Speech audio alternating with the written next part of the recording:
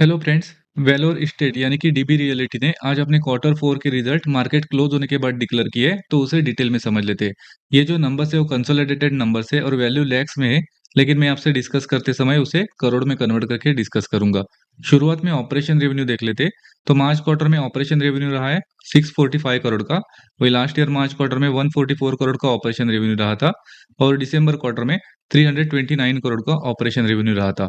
यहाँ पर अगर ईयर ऑन ईयर बेसिस देखेंगे तो हमें बहुत ही बड़ा 348% का इंक्रीज देखने को मिल रहा है। वही क्वार्टर ऑन क्वार्टर बेसिस पर भी 96% का इंक्रीज देखने को मिल रहा है। यानी कि ऑपरेशन रेवेन्यू में बहुत ही स्ट्रांग इंक्रीज हमें इस क्वार्टर में देखने को मिल रहा है। अब टोटल इनकम देख लेते हैं। तो टोटल इनकम रहा है मार्च क्वार्टर में 661 करोड़ का। वही लास्ट ईयर मार्च क्वार्टर में 152 करोड़ का टोटल इनकम रहा था। और दिसंबर क्वार्टर में 339 करोड़ के आसपास टोटल इनकम रहा था। यहाँ पर भी ईयर ऑन ईयर बेसिस पर 335% का इंक्रीज देखने को मिल रहा है। वही क्वार्टर ऑन क्वार्टर बेसिस देखेंगे तो यहाँ पर भी 95% का इंक्रीज देखने को मिल रहा है। अब टोटल एक्सपेंसेस देख लेते हैं। तो टोटल एक्सपेंसेस रहे मार्च क्वार्टर में 658 करोड़ के आसपास। वही लास्ट ईयर मार्च क्वार्टर में 157 करोड़ के आसपास टोटल एक्सपेंसेस रहे थे। और दिसंबर क्वार्टर में 352 करोड़ के टोटल एक्सपेंसेस रहे थे। यहाँ पर एक्सपेंसेस भी देखेंगे तो कंट्रोल में देखने को मिल रहे हैं। हालांकि इस कंपनी के जो एक्सपेंसेस रहते हैं ऑलमोस्ट जो टोटल इनकम रहता है उससे ज्यादा रहते हैं। लेकिन इस क्वार्टर में अगर देखेंगे तो टोटल इनकम जितना था उससे कम एक्सपेंसेस देखने को मिल रहे हैं। और उसकी वजह से हमें जो ऑपरेटिंग प्रॉफिट है एक्सपेंसेस के बाद वाला, उसमें कंपनी का 3 करोड़ का प्रॉफिट देखने को मिल रहा है। वही अगर लास्ट क्वार्टर यानी कि दिसंबर क्वार्टर देखेंगे तो 13 करोड़ का लॉस देखने को मिल रहा है।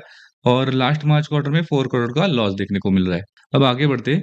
वैसे इस क्वार्टर में कंपनी को 2.7 करोड़ का जॉइंट वेंचर्स एंड एसोसिएट से बेनिफिट हुआ है। वही लास्ट क्वार्टर यानी कि दिसंबर क्वार्टर में 1 करोड़ का बेनिफिट हुआ था। और लास्ट मार्च क्वार्टर में 2.6 करोड़ का लॉस हुआ था। तो चलिए आगे बढ़ते और प्रॉफिट और लॉस देख लेते। तो कंपनी को इस क्वार्टर में 1.5 करोड़ का लॉस रहा है। वही लास्ट ईयर मार्च क्वार्टर में 13 करोड़ के आसपास लॉस रहा था। और दिसंबर क्वार्टर में 8 करोड़ के आसपास प्रॉफिट रहा था। और जो दिसंबर क्वार्टर में कंपनी प्रॉफिट में देखने को मिले उसका भी एक रीजन है।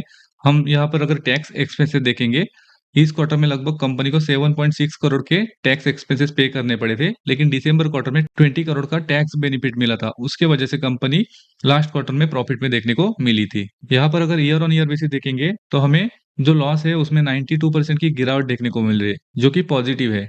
हालांकि दिसंबर क्वार्टर से कंपेयर करेंगे तो प्रॉफिट से फिर से कंपनी लॉस में देखने को मिल रही है। अब आगे बढ़ते हुए कंपनी का ईपीएस देख लेते हैं। तो बेसिक ईपीएस रहा है मार्च क्वार्टर में -4 पैसे का। वही लास्ट ईयर मार्च क्वार्टर में -13 पैसे का ईपीएस रहा था। और दिसंबर क्वार्टर में 8 पैसे का ईपीएस रहा था।